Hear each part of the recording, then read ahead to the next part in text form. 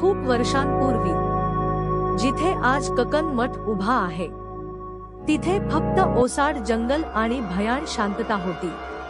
एका अमावस्येच्या रात्री गावातील लोकांनी दूरवरून पाहिलं. जंगलातून निळसर प्रकाश उठत होता आणि जमिनीखालून घणातोड्यांचे आवाज येत होते.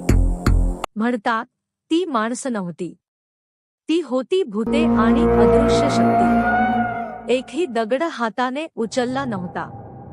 दगड हवेत तरंगत होते आणि आपोआप एकमेकांवर ठेवले जात होते.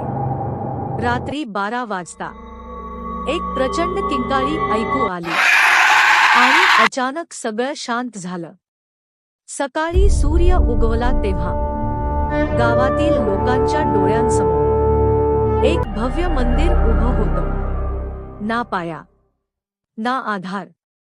आजही लोक म्हणतात, रात्री ककन मठाजवळ गेलात तर दगड कुजबुजतात, कारण जे बांधतात ते गेले नाहीत, ते अजूनही तिथेच आहेत.